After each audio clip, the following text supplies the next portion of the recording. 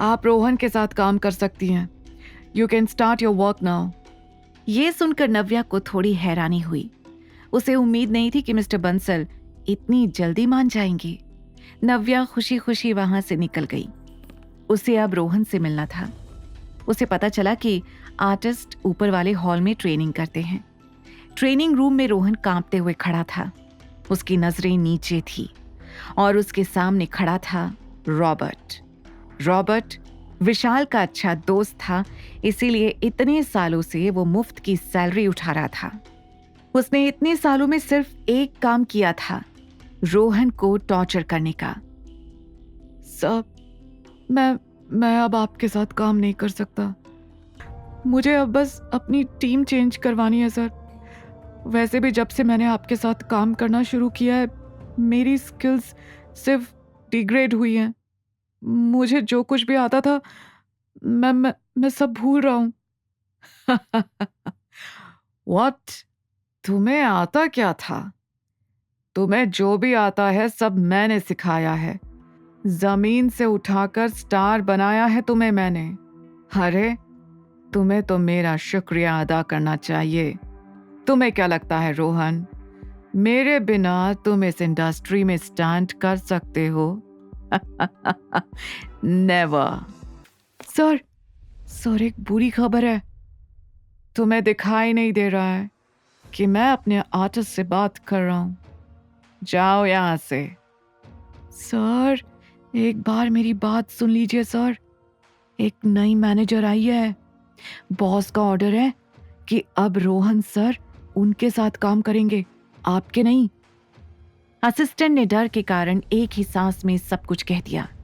ये सुनकर रॉबर्ट का दिमाग घूम गया। क्या कहा? रोहन किसी और के साथ काम करेगा? होश में तो हो? क्या बोले जा रहे हो तुम? रॉबर्ट ने चिल्लाते हुए पूछा। ये बात सुनकर रॉबर्ट का खून खौल रहा था, लेकिन रोहन के अंदर एक नई उम्मीद जाग गई थी। उसे लग रहा था जैसे किस्मत ने उसे सामने से मौका दिया है। कौन है वो नई मैनेजर? रोहन ने झट से पूछा। Are you interested? रॉबर्ट ने उसे घूरते हुए पूछा।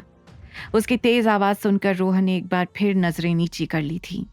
असिस्टेंट समझ गया था कि वहां का माहौल थोड़ा गर्म हो चुका है, इसलिए वो अपनी जान बचाते हुए वहां से निकल गया। रोहन नहीं जानता था कि नई मैनेजर कैसी है, लेकिन इस बात से उसे फर्क नहीं पड़ रहा था। उसे बस रॉबर्ट से पीछा छुड़ाना था। तुम शायद भूल रहे हो कि तुम्हारी बहन के पास ज्यादा वक्त नहीं बचा है। कितने? If I am not wrong, पिछले 6 महीने से वो हॉस्पिटल में है ना? तुम्हें याद है उसके हॉस्पिटल का बिल कौन पे कर रहा है? रॉबर्ट की इस बात ने रोहन को शर्मसार कर दिया था। रॉबर्ट रोहन को मंथली सैलरी देने की बजाय उसके खर्चे उठाता था, ताकि रोहन जिंदगी भर उसके एहसानों तले दबा रहे। क्या बोला था डॉक्टर ने? ज्यादा से ज्यादा 1 साल, और इतना ही टाइम है ना तुम्हारी बहन के पास। तुम जानते हो ना, अगर उसका ट्रीटमेंट नहीं हुआ तो वो बचेगी नहीं। पता है ना कितने लाख लगेंगे तुम्हारी बहन रिया के इलाज में? रिया के बारे में सोचते ही रोहन की आंखों से आंसू बहने शुरू हो गए थे।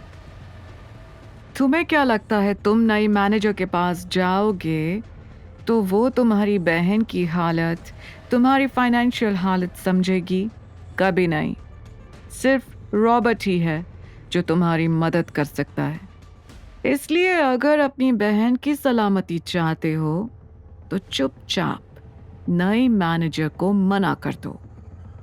तुम्हारी किस्मत सिर्फ रॉबर्ट के हाथों ही लिखी है। इसलिए मेरी बात मान लो और जो मैं कह रहा हूं उसके लिए तैयार हो जाओ।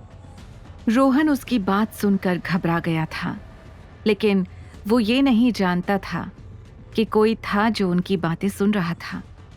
नव्या ने बाहर खड़े होकर रॉबर्ट की सारी बातें सुन ली थी। आगे की कहानी जानने के लिए देखिए अगला एपिसोड सिर्फ पॉकेट एफएम के यूट्यूब चैनल पर, और द रिटर्न के सारे एपिसोड्स को सुनने के लिए डिस्क्रिप्शन में दी लिंक से डाउनलोड करें पॉकेट एफएम ऐप।